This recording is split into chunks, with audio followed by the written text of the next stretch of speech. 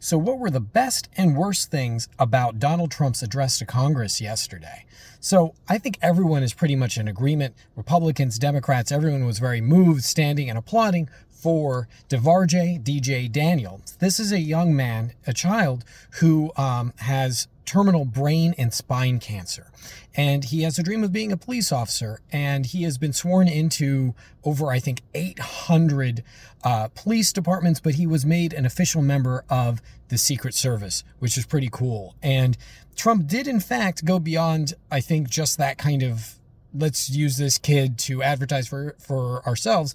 He did say that they would be investing in battling brain cancer for children. And you're not going to get any argument from me there. That's a great idea. I love that. Like, anytime that we can do something to try and reduce suffering worldwide, that sounds like a great idea. But speaking of suffering worldwide, where was the lowest moment?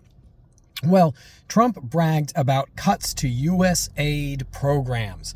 So lots of people seem to be enjoying this because they're like, well, it's a whole bunch of waste and so on and so forth. But one of the things that he was talking about, in addition to the various cuts that he's bragging about in terms of helping other people in the world, was Lesotho, right? So this is a tiny African nation that he was saying something along the lines of they're getting some sort of like LGBTQAI training. This is in fact not actually the case. This is a tiny African nation with one of the highest HIV rates in the world and the highest suicide rate in the world.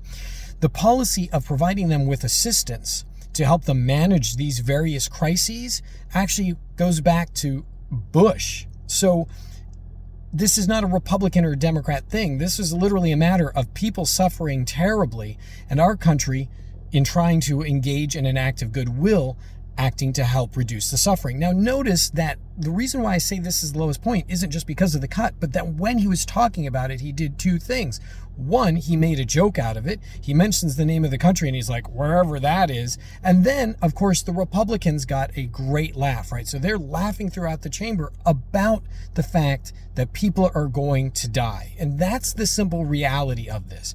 Now, if I were to say that I think this is a pretty racist gesture, given the fact that it's a small African nation, people would come at me and be like, oh, you always make it about racism. Oh, okay, fine. I'm going to make it about classism. I'm going to make it about elitism. That was an elitist BS gesture where you get to be the big country with all the money making fun of some of the poorest people in the world, whilst a whole bunch of people who make over $100,000 a year, and a lot of cases they make a lot more than that through their various efforts in Congress, get to laugh at their suffering and at the fact that we just, surprise, pulled the rug out from under them and they get to die even faster.